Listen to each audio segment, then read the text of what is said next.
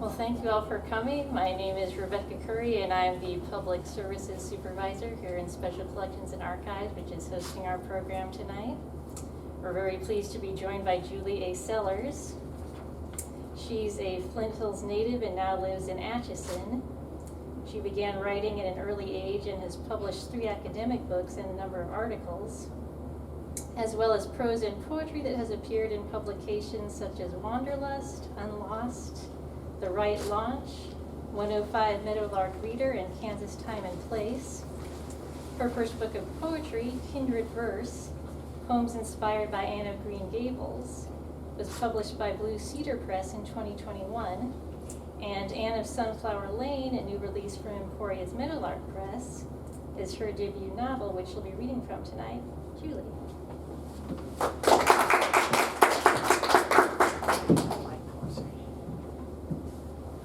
Thank you to all of you, and if you can't hear me, let me know. It is definitely a pleasure to be here. I want to thank Rebecca and Emporia State and the William Allen White Library for having me. It's an honor to be back in this part of Kansas, and I am so excited to read tonight from Anne of Sunflower Lane. I also want to thank Tracy Millian-Simmons from Meadowlark Press, my publisher. This is certainly something that wouldn't be a reality without her help. And Annalie Nicklin, who helped design who didn't help. She designed the cover. We helped by drawing stick figures. I'm not sure if that was a help, at least in my case. I'm not much of an artist, but it is definitely a beautiful cover, and Annalie and Tracy were a huge part in helping make Anne the reality that she is. So tonight, I'm going to talk about several different things and read a few different excerpts from my novel. A lot of times people say, what inspired you to write Anne of Sunflower Lane? And the truth of the matter is I had always kind of had an idea, a very nebulous idea in the back of my mind that I wanted to write a novel. And being a professor, things always got in the way. There was always something else that had to be done, but I still always wanted to do it. And when the pandemic hit in the summer of 2020, I told myself I could worry all summer about what the new semester would look like in the fall, or I could do something else. And I decided this was the perfect time to dig out that old dream of writing a novel and tackle it. I also had always wanted to participate in National Novel Writing Month, but that falls in November, which is a terrible month if you're a college professor. There's no way I could do that. Every year I'd think, I'll do that, and then November would hit, and I thought, no, I will not. So I decided I would have my own National Novel Writing Month, Julie's National Novel Writing Month, in May, from the middle of May to the middle of June 2020. And I started out in my journal writing, what if, and I brainstormed, what if a young girl, well what? What would happen to this young girl? What was going to be unique to her experiences in the Flint Hills of Kansas? And I just wrote for several pages, and then I jotted out some ideas, and I wrote them, and I wrote that month away. I also revised. I let it set. I got some feedback from beta readers. Let it set, because again, college professor, not a lot of time. And I needed it to percolate, as I like to call it, until the following summer of 2021, and I revised. And I'll talk more about that in a little bit. I want to talk to you about the relationship between Anne of Sunflower Lane and Anne of Green Gables. You've probably noticed they sounded kind of similar. Well, my Anne without an E is definitely inspired by Anne with an E. So my story is about a 15-year-old girl named Anne Alwyn, and she is sent to live with a maternal grandparent she never knew at Sunflower Lane Farm in Story, Kansas, when the courts find her father to be a neglectful parent. There she discovers that she strongly resembles the mother she never knew. And she finds that everyone, whether it's her strict grandmother to her more understanding grandfather, everyone avoids talking about her mother, so she doesn't quite know why. She doesn't know what's going on. She never knew her mother, so she has no idea what's up. But when her grandfather gifts her an old edition of Anne of Green Gables, she finds a kindred spirit and immediately identifies with Anne Shirley. So Anne is a reader of Anne of Green Gables, and both Annes, are quixotic readers, meaning they think that the world around them is going to work like it does in literature, and when it doesn't, they often get into scrapes. So they do have that in common. So the first bit that I'm going to read tonight is from chapter 2, and the title is The Rules. I think this is a fun selection because we see some of the central conflicts and certainty that her father is going to make good on his promise to get her back, and her strict grandmother's rules. So this is The Rules. The morning breeze danced through the south window in Anne's room. It rustled the pink and white checkered curtains before slipping over the bed where she still lay reading and out the north window to the fields beyond. Sunlight glanced off the windows, reflecting Anne's current mood, for she was in considerably better spirits than the previous afternoon by pure and simple dint of a good book. Anne! Anne sucked in her breath and stared at the yellowed pages of Anne of Green Gables. Marilla Cuthbert was so aggravated with Anne Shirley for her outburst at Mrs. Lynde and for criticizing her red hair that she could almost hear Marilla's voice leap off the page all the way from Green Gables. Now that was some talented writing. Anne Alwyn! Anne's head snapped up. She glanced at the clock. It was 7:30. Grandma had told her that they lived by the philosophy of early to bed, early to rise, but surely 7:30 wasn't late. Anne left her book on the nightstand beside her white Jenny Lind bed and dashed from her room to the top of the stairs. She peered over the banister at her grandmother below. Thelma Holmberg stood, hands on her hips, an embroidered apron covering her cotton dress. "Good morning," Anne said, hoping she wasn't in trouble already. "You can't lay a bed on a farm all day. Breakfast is ready, and we're waiting on you." Anne caught her breath. Hadn't Marilla just said something like that in the novel? Who said fiction was stranger than truth? "Well, I wasn't asleep, Grandma. I was just caught up in the book Grandpa gave me, and I lost track of time." Just like Anne Shirley, she added to herself. "Well, enough of your reading for now. Put on some clothes and come down," said Grandma. "I'll be right there." After breakfast, Anne asked, "Would you like me to clear the table?" "That'd be real helpful, but first we need to talk about our expectations here," said Grandma. Anne swallowed. "Sure. First and foremost, no boys." "What?" "There's a time and a place for everything, and you'll have plenty of time for boys later," Grandma said crisply. "Where would I even meet a boy?" "We do have boys here in the country, and they do attend school," Grandma said. It was the first time Anne had detected so much as a spark of humor in her grandmother. "But I won't be here when school starts. Dad promised to have this resolved by then." Grandma shook her head. "Now you know that's not likely." "But no buts. It doesn't matter how long you're here. I don't want you having a boyfriend." Anne's temper flared. "Oh, don't worry. I never had one before, so I can't imagine I'd have one here. Boys don't tend to like bookworms." "It's for your own good," Grandma said. "Fine. It's not like it will be a hard rule to keep," Anne said. "Next, no wandering off or going anywhere without permission." "Well, that ought to be easy. I've been going nowhere but from home to school and back my entire life, so I shouldn't think it would be difficult to stay locked in this house either." "You won't be locked anywhere. We just want to know where you are," said Grandma.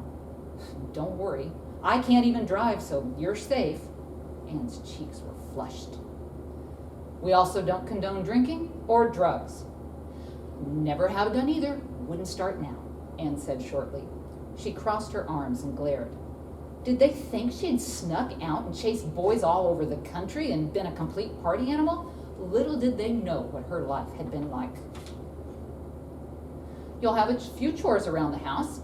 Many hands make light work, you know," said Grandma. "You'll go with us to church on Sundays." "Oh, I don't usually go to church." "You will now.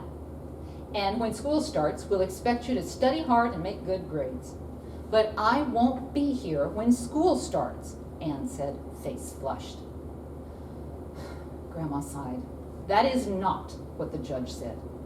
He said Dad had to get a stable job, and Dad said he'd fix this by the end of summer." "Let's not argue about it," said Grandpa.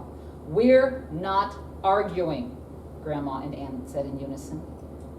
The statement hung in the air for a moment. "I'm not a bad kid, Grandma, I promise," Anne said. Grandma studied the frank eyes, the tilt to Anne's chin. "I know it must be real hard to have your life disrupted, but this is for the best, and so are the rules. We just want to keep you safe," Grandma said. "Safe from what? We're in the middle of nowhere." The sound of car doors closing out front filtered in through the open window. Grandpa looked out. "Oh no, it's the Page sisters," he said.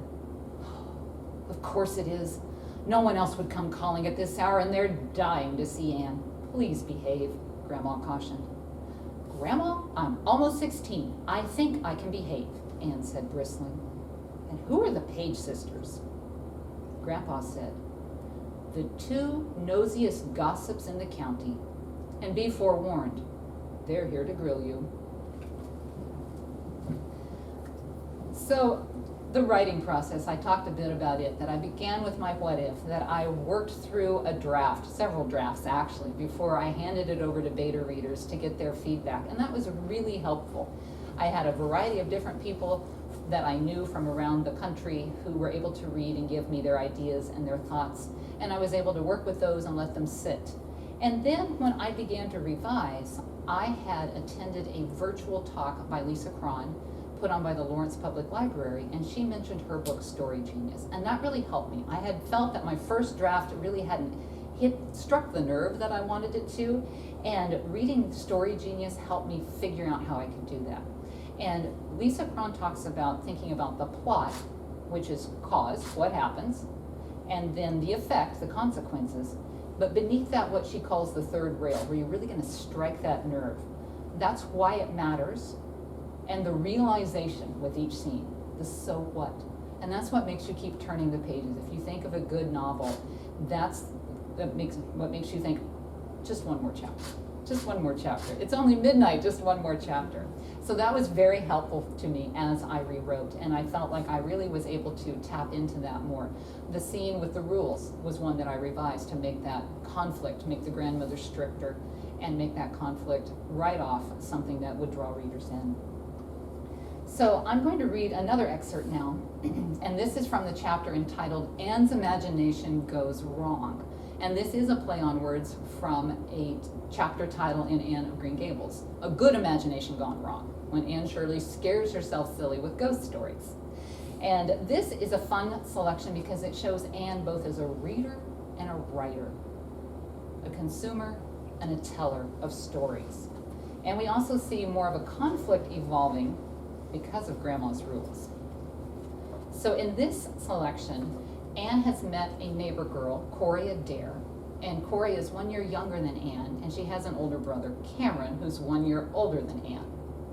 And Corey has invited Anne and some other girls over for a slumber party.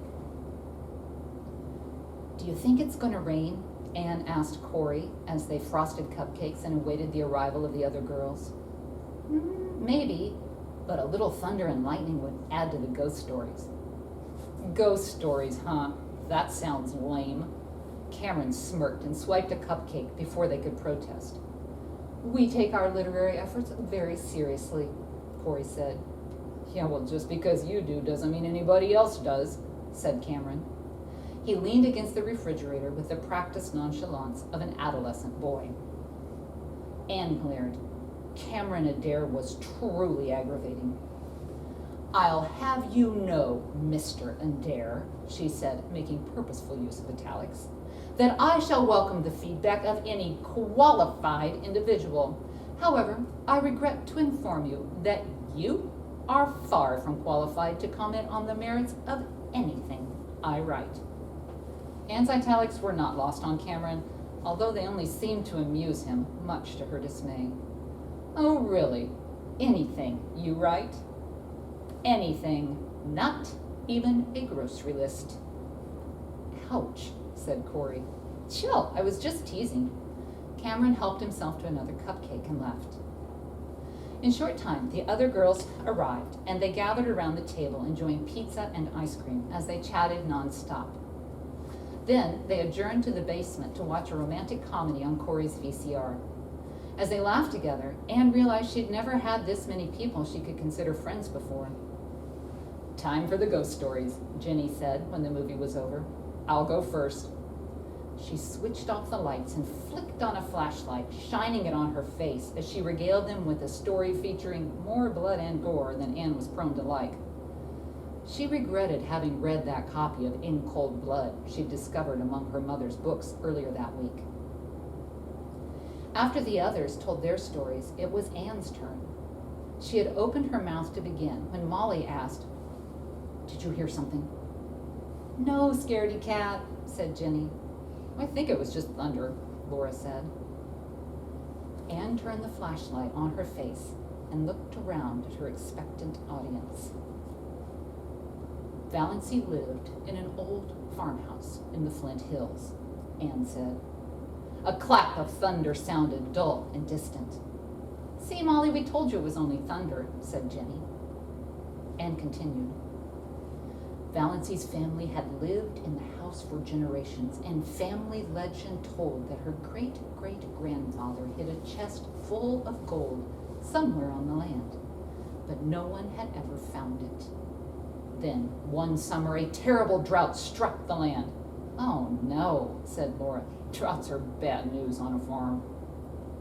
Crops withered in the fields, and wide cracks split open the parched earth like so many canyons. "Nice line," Jenny complimented her. "Did you hear that?" Molly asked. "It's just the rain. Go on, Anne," said Corey. Valency's father had made some ill-informed business decisions, and the farm was in danger of failing. Many a night, Valency sat by her open window, wishing she could find the long-lost treasure. Then, one stormy night, Valency was awakened by a strange noise. She rose from her bed and crept quietly downstairs. "Don't go, Valency," whispered Molly. "Has this girl never watched a horror movie?" asked Jenny. Once on the ground floor, she realized the sound was coming from the cave. "Oh, I don't like caves," said Molly with a shiver. Valency slipped to the cave door where a weird blue light shone up the steps. Slowly, she descended, drawn as if against her will. It was pitch dark, but at the bottom, something white and silvery and altogether spectral glowed. "Awesome description," said Corey. Valency recognized the ghostly face of her great-great-grandfather. He extended an icy hand, grasped her by the elbow, and led her to the far end of the cave where he pointed a bony finger at the wall. She reached out a shaky hand and pressed the wall firmly. A sound of rock on rock shattered the silence as it moved. There, inside, was a great wooden box, the lost treasure chest, filled to overflowing with gold. "Whew! I thought there might be a snake down there. You never can tell with caves," said Laura. And so, Valency saved the farm, although some of her relatives never believed a ghost led her to the treasure that dark night. "Nice," said Corey. She led the others in a round of applause. "Okay, let's talk about boys," Jenny said. Anne sighed. "I'm going to go get some water." She climbed the dark stairs to the kitchen where she could hear the storm clearly. As she filled her glass at the sink, she thought, for the first time, that she heard something creak nearby. She shut off the faucet and listened. "Boo," whispered a voice in her ear as a crack of lightning split the night and a peal of thunder shook the dishes in the cabinets. Anne spun around, the water from her glass sloshing out on her ghostly attacker. When the white blob in front of her didn't dissolve, Anne realized whoever was with her was human. Frantic, Anne tried to sidestep the intruder. If it wasn't a ghost, then someone must have chosen that very night to break into the Alexander home and to kill them all, just like in Cold Blood.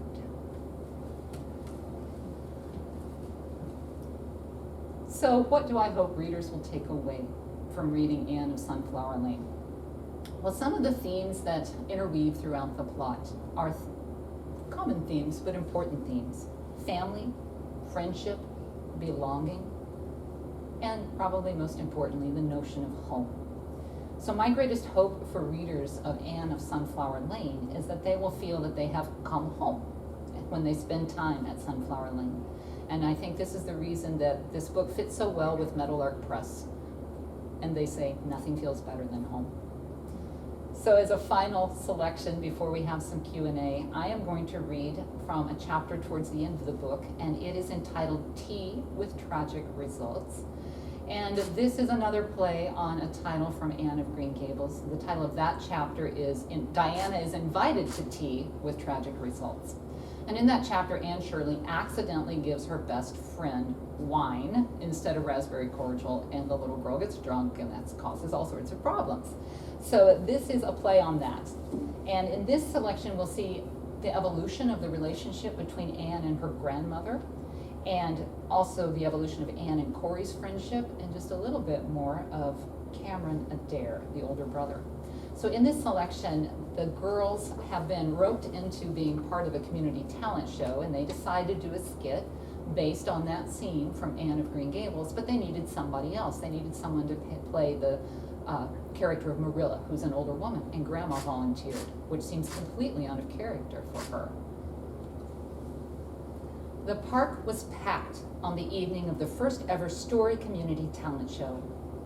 Anne surveyed the large crowd seated in lawn chairs, fanning out from the gazebo that would serve as their stage. They were up next. It's a lot of people out there. I hope they like our skit, she said. Well, the Mrs. Page ought to be happy. Their fundraiser looks like it was a big success, said Corey. It's our turn, girls. Break a leg, said Grandma. They set up their props, and the show began. Grandma, as Marilla, called for Anne as Anne, and she came running, all nerves disappearing as she delivered her first lines. There, in the shade of the gazebo, with birds twittering in the branches around them and the sweet gurgling of the fountain nearby, Anne Alwyn felt even more in touch with her inner Anne Shirley. The scene progressed beautifully, with Corey as Diana, moaning about being sick, and she was clearly intoxicated, which made the audience chuckle appreciatively. Anne, fed by their energy, turned quickly on the smooth cement of the gazebo's floor to race back to Corey with her hat and parasol. And that was when disaster struck. Anne slipped and fell onto one knee with a thud she was sure must have ricocheted off the gazebo walls and across the entire park. Pain shot across her knee, but she sprang to her feet and kept going. A quick glance at Corey revealed her friend's act was so good she hadn't even noticed. But Grandma, waiting in the wings, had a worried look on her face and hand over her mouth.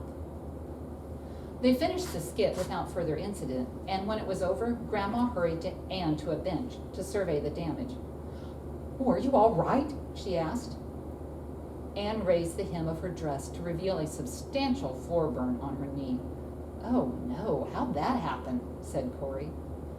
"I fell, and it throbs so hard I can feel every single heartbeat." "Well, you're not bleeding. Oh dear, do you want to go home?" said Grandma.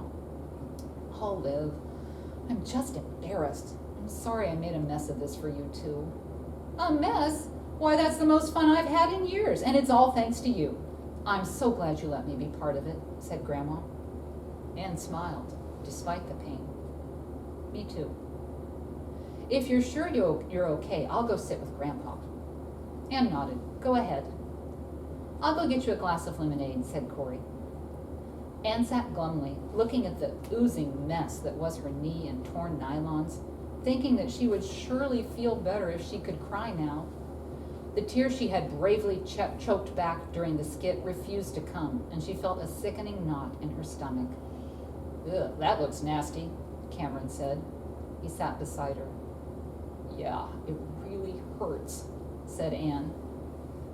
"I take it that wasn't part of the original skit?" Anne shook her head. "No, I just slipped and made a fool of myself." "Chill, no one even realized it wasn't planned." "I finally get the chance to play Anne Shirley and I mess it up. Why can't I get anything right?" The tears welled up at last in the wide blue eyes she turned to Cameron. "What do you mean?" he asked, elbowing her chummily. Why, if slipping and falling during the middle of a performance isn't something your Anne Shirley would do, I don't know what is. Not that I'm an expert or anything, but you and Corey have tortured me with and this and and that forever. In fact, I think something like that should have been in the book.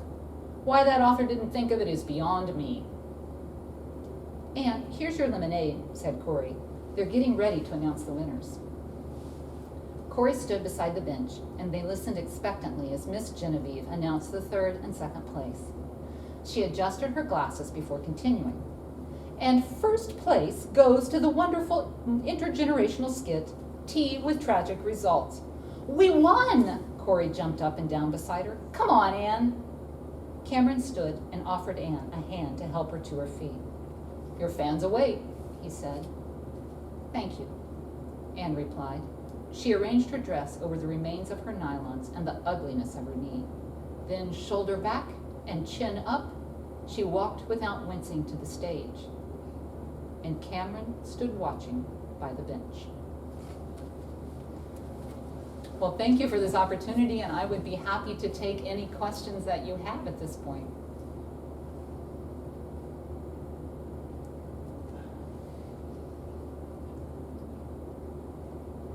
Yes.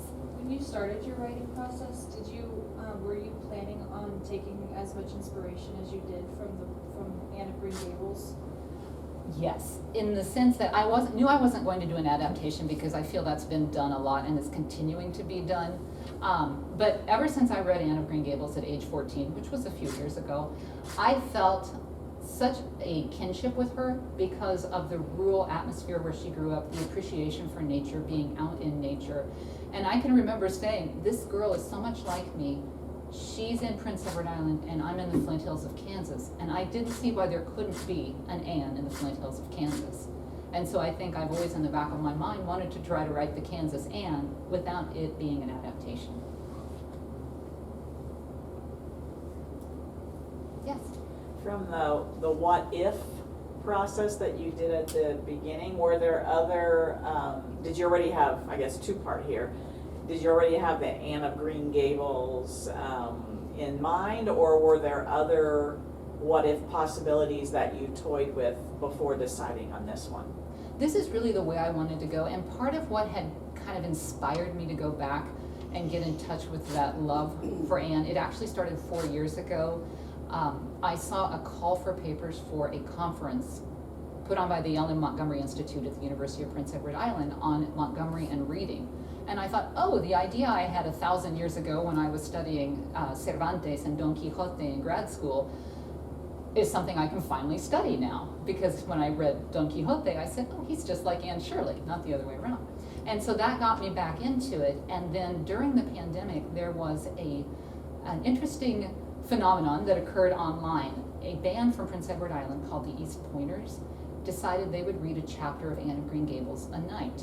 So this was a way they could connect with their fans, and we all thought the pandemic would be over in May, right? So they were going to start in March, it'd be over in May, just enough time to read through the book. We went through 3, but this was Facebook Live, and I kept seeing people from all around the world posting about their love for Anne, their connection for Anne, how this was bringing people together, and I thought, this is somebody, a fictional somebody, but somebody who still brings people together around the globe, and I think there's still a lot there that could be explored. So the what if exercise that you did was done with somehow incorporating Anne of Green Gables into whatever you would write? It was going to be a character who read Anne like Anne read other characters. So trying to emulate her. There's a line, and I put it in the book too, there's a line from Cervantes that goes something like, well, in my book it says, Anne subscribed to the notion that whosoever most closely imitated her literary heroine was closest to achieving Green Gables' perfection. I don't think I'm the only young girl who imitated Anne Shirley. I don't suppose I'm the only one who's ever said she's in the depths of despair because of Anne. And so that's kind of what I wanted to go with. How do we as readers read and enact what we read? Because Anne does that all the time. The Lady of the Shalott when the boat sinks. Her own storytelling that she thinks is real when she makes up the ghosts.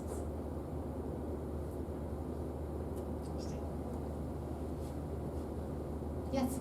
Why did you decide to use the name Anne for your book? My middle name is Anne without an E, and I really thought those of us who have Anne without an E deserved our turn on the cover of a book. Because you hear so much about Anne without an E, it looks just dreadful. It's like, well, can't do anything about it now. That's what I was given many, many years ago. So I thought it would be fun, and it would be fun to explore someone who was identifying also because of the name.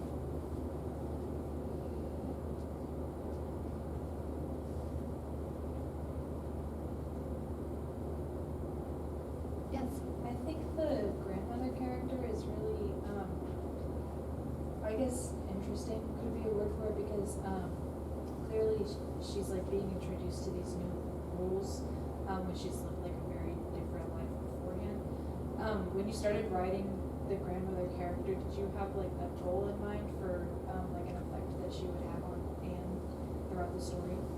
My first draft didn't have grandma as strict. And I think that's probably because my grandmother was anything but really very strict. She wore these cute little cotton dresses her whole life, you know, and she was very sweet.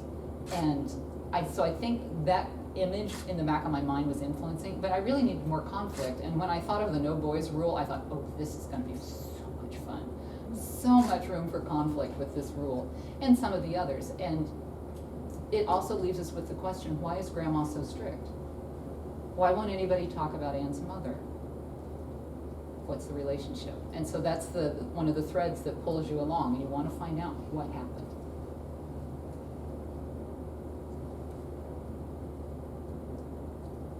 Yes? Were there other books that you took inspiration from besides Anne of Green Gables? Why, thank you for asking that. At the back of the book, you'll find literary allusions, because that is a hallmark of a quixotic novel, because the character is impacted not only by one work of literature, but by many.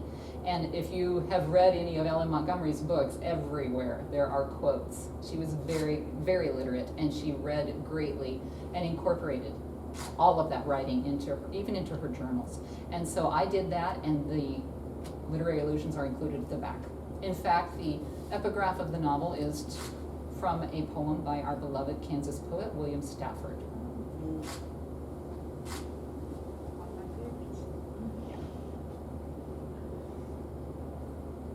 Are there other questions?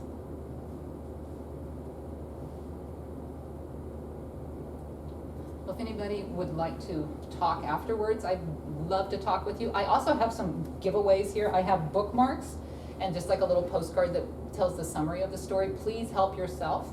I would love for you to have one of those. Thank you so much. I appreciate you coming, and I hope you will read my novel and enjoy your time at Sunflower Lane. Thank you.